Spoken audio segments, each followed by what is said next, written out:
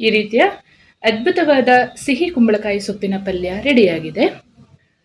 ಒಮ್ಮೆ ನೀವು ಟ್ರೈ ಮಾಡಿ ಹೇಗೆ ಬಂತು ನನಗೆ ಕಮೆಂಟಲ್ಲಿ ತಿಳಿಸೋದನ್ನು ಮರಿಬೇಡಿ. ನಿಮ್ಮ ಕಮೆಂಟ್ ಓದಲು ಕಾಯ್ತಾ ಇರ್ತೇನೆ. ತುಂಬ ರುಚಿಯಾಗಿರುತ್ತೆ. ನಮಸ್ತೆ ಎಲ್ಲರಿಗೂ. ಎಲ್ಲರನ್ನು ಸುಸಿಸ್ ಕಿಚನ್ಗೆ ಸ್ವಾಗತ ಮಾಡಿಕೊಂಡು ಇವತ್ತು ಅದ್ಭುತವಾದ ಅಡುಗೆ ಮಾಡ್ತಾ ಇದ್ದೀನಿ. ಬನ್ನಿ ಹೇಗೆ ಮಾಡೋದು ನೋಡೋಣ. ನಾನು ಮಾಡುವ ಅಡುಗೆಗಳು ನಿಮಗೆ ಇಷ್ಟ ಆಗ್ತಿದ್ರೆ ದಯಮಾಡಿ ಸಬ್ಸ್ಕ್ರೈಬ್ ಮಾಡಿಕೊಂಡು ಪಕ್ಕದಲ್ಲೇ ಇರುವ ಬೆಲ್ ಬಟನ್ ಅನ್ನು ಕ್ಲಿಕ್ ಮಾಡಿಕೊಂಡು ನಿಮ್ಮ ಫ್ರೆಂಡ್ಸ್ ಆ್ಯಂಡ್ ಫ್ಯಾಮಿಲಿಗೆ ಹೆಚ್ಚು ಹೆಚ್ಚು ಶೇರ್ ಮಾಡಿ. ಇವತ್ತು ನಾವು ಸಿಹಿ ಕುಂಬಳಕಾಯಿ ಸೊಪ್ಪುದು ಪಲ್ಯ ಮಾಡಿ ತೋರಿಸ್ತಾ ಇದ್ದೀನಿ. ತುಂಬ ಚೆನ್ನಾಗಾಗುತ್ತೆ. ನಾನು ಊರಿಂದ ತೊಗೊಂಡು ಬಂದಿದ್ದೆ. ಸೊಪ್ಪಿನ ಜೊತೆಗೆ ಸಣ್ಣ ಸಣ್ಣ ಕುಂಬಳಕಾಯಿ ಸಿಕ್ಕಿದ್ರು ಕೂಡ ಹಾಕ್ಕೊಳ್ಬೋದು. ಇದರ ನಾರನ್ನೆಲ್ಲ ತಗೊಳ್ಬೇಕು. ಫಸ್ಟಿಗೆ ಸೈಡಲ್ಲಿ ಈ ರೀತಿಯೆಲ್ಲ ನಾರನ್ನು ತಗೊಂಡು ನಾನು ಕ್ಲೀನ್ ಮಾಡಿ ಇಟ್ಕೊಂಡಿದ್ದೀನಿ ಆಲ್ರೆಡಿ. ಇದರಲ್ಲಿ ಮುಳ್ಳು ಮುಳ್ಳು ಇರುತ್ತಲ್ಲ, ಕೈಯಲ್ಲಿ ಸ್ವಲ್ಪ ಈ ರೀತಿಯಲ್ಲಿ ಉಜ್ಜಿ ತಗೊಂಡ್ರೆ ಆಯಿತು, ಮುಳ್ಳೆಲ್ಲ ಹೋಗುತ್ತೆ. ಈ ಥರ ಮಾಡಿ ಕಟ್ ಮಾಡ್ಕೊಳ್ಳೋಣ. ತುಂಬ ಚೆನ್ನಾಗಾಗುತ್ತೆ. ನಮ್ಮ ಅಕ್ಕಿ ರೊಟ್ಟಿ ಜೊತೆ ಇದು ಸೂಪರ್ ಕಾಂಬಿನೇಷನ್. ನೀವು ಅಕ್ಕಿ ರೊಟ್ಟಿ ಮಾಡೋಕ್ಕೆ ಗೊತ್ತಿಲ್ಲದವರು ಚಪಾತಿ ಜೊತೆ ಟೇಸ್ಟ್ ಮಾಡಿ, ತುಂಬ ಚೆನ್ನಾಗಿರುತ್ತೆ. ಈ ರೀತಿಯಲ್ಲಿ ಸ್ವಲ್ಪ ಮುಳ್ಳು ಮುಳ್ಳಿರುತ್ತೆ, ಅದನ್ನು ನಾರನ್ನ ಈ ಥರ ತೊಗೊಂಡ್ರೆ ಆಯಿತು. ಎಳೆತ್ತಾದರೆ ಅಷ್ಟೊಂದು ನಾರಿರಲ್ಲ. ಕಟ್ ಮಾಡುವ ಮೊದಲೇ ಬೇಕಿದ್ರೆ ವಾಶ್ ಮಾಡ್ಕೊಳ್ಬೋದು, ಇಲ್ಲ ಕಟ್ ಮಾಡಿ ಆದರೂ ತೊಳ್ಕೊಂಡು ಪಲ್ಯ ಮಾಡ್ಬೋದು. ಸೊಪ್ಪು ಕಟ್ ಮಾಡಿ ಫ್ರೈ ಮಾಡಿ ಆದ ಮೇಲೆ ಸ್ವಲ್ಪನೇ ಕಾಣಿಸುತ್ತೆ ಅಲ್ವಾ, ಹಾಗಾಗಿ ನಾನು 2 ಆಲೂಗಡ್ಡೆನ ಕೂಡ ಸಣ್ಣ ಸಣ್ಣದಾಗಿ ಹೆಚ್ಚಿ ಹಾಕೊಳ್ತೀನಿ. ರುಚಿ ಕೂಡ ತುಂಬ ಜಾಸ್ತಿ ಆಗುತ್ತೆ ಸೊಪ್ಪು ಜೊತೆ ಆಲೂಗಡ್ಡೆ ಹಾಕಿದರೆ. ಒಂದ್ಸಲ ನೀವು ಟ್ರೈ ಮಾಡಿ. ಕಟ್ ಮಾಡ್ಕೊಳ್ಳೋಣ.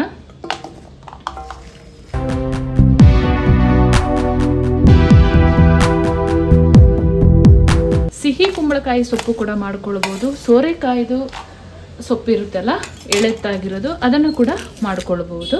ನನಗೆ ನೆಕ್ಸ್ಟ್ ಟೈಮ್ ಸಿಕ್ಕಿದರೆ ಸೋರೆಕಾಯಿ ಸೊಪ್ಪು, ಅದನ್ನು ಕೂಡ ನಾನು ನಿಮ್ಮೊಂದಿಗೆ ಶೇರ್ ಮಾಡ್ತೀನಿ. ಪಲ್ಯ ಮಾಡಿ.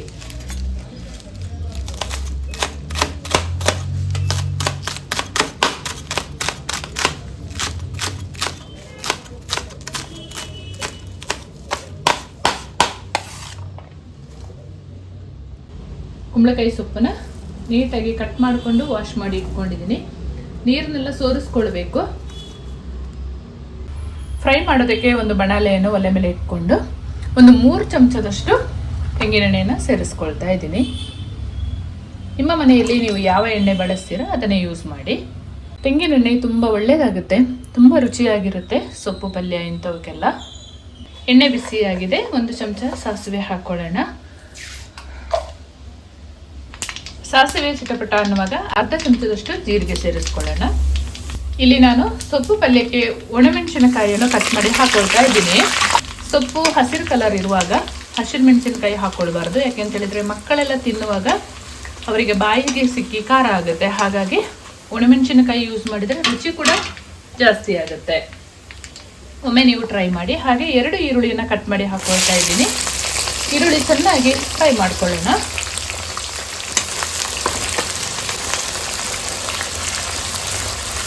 ನೀವು ಒಂದ್ಸಲ ಈ ಥರ ಒಣಮೆಣಸಿನಕಾಯಿ ಮುರಿದು ಹಾಕಿ ಪಲ್ಯ ಮಾಡಿ, ಅಷ್ಟು ಚೆನ್ನಾಗಿರುತ್ತೆ. ಇದು ಎಣ್ಣೆಯಲ್ಲಿ ಫ್ರೈ ಆಗುವಾಗ ಈ ಮೆಣಸನ್ನು ತಿನ್ನಲಿಕ್ಕೆ ಕೂಡ ಅಷ್ಟು ಚೆನ್ನಾಗಿರುತ್ತೆ. ಈರುಳ್ಳಿ ಚೆನ್ನಾಗಿ ಫ್ರೈ ಆದ ಮೇಲೆ ಆಲೂಗೆಡ್ಡೆಯನ್ನು ಸೇರಿಸ್ಕೊಳ್ಳೋಣ. ಒಂದು 2 ನಿಮಿಷ ಆಲೂಗೆಡ್ಡೆ ಎಣ್ಣೆಯಲ್ಲಿ ಫ್ರೈ ಆದ ಮೇಲೆ ಕುಂಬಳಕಾಯಿ ಸೊಪ್ಪನ್ನು ಹಾಕ್ಕೊಂಡ್ರೆ ಆಯಿತು. ಬಹಳ ಬೇಗನೆ ಆಗುವಂಥ ಒಂದು ಪಲ್ಯ ಇದು. ಚೆಂದ ಮಿಕ್ಸ್ ಮಾಡ್ಕೊಳ್ಳೋಣ. ಸೊಪ್ಪು ಕಡಿಮೆ ಇದ್ದರೆ ಆಲೂಗಡ್ಡೆ ಹಾಕಿದರೆ ಪಲ್ಯ ಕೂಡ ಜಾಸ್ತಿ ಆಗುತ್ತೆ, ಹಾಗೆ ರುಚಿ ಕೂಡ ಜಾಸ್ತಿ ಆಗುತ್ತೆ.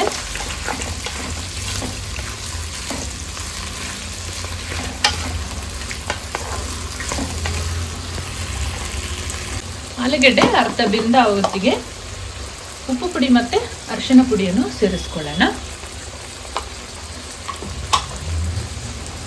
ರುಚಿಗೆ ತಕ್ಕಷ್ಟು ಉಪ್ಪನ್ನು ಸೇರಿಸ್ಕೊಳ್ತಾ ಇದ್ದೀನಿ. ಅದನ್ನು ಮಿಕ್ಸ್ ಮಾಡ್ಕೊಳ್ಳೋಣ. ಖಾರ ಸಾಕಾಗಲಿಲ್ಲ ಅಂತ ಹೇಳಿದರೆ ನೀವು ಸ್ವಲ್ಪ ಅಚ್ಚ ಖಾರದ ಪುಡಿಯನ್ನು ಸೇರಿಸ್ಕೊಳ್ಬೋದು.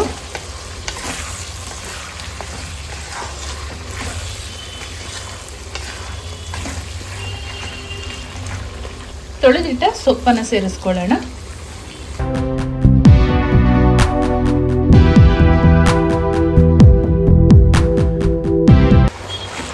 ಮಿಕ್ಸ್ ಮಾಡ್ಕೊಳ್ಳೋಣ.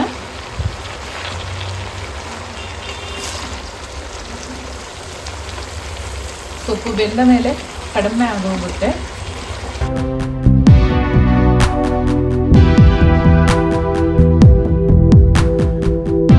ಖಾರ ಸ್ವಲ್ಪ ಕಡಿಮೆ ಇತ್ತು, ನಾನು ಹಾಗಾಗಿ ಒಂದು ಅರ್ಧ ಚಮಚದಷ್ಟು ಅಚ್ಚ ಖಾರದ ಪುಡಿಯನ್ನು ಸೇರಿಸ್ಕೊಳ್ತೀನಿ.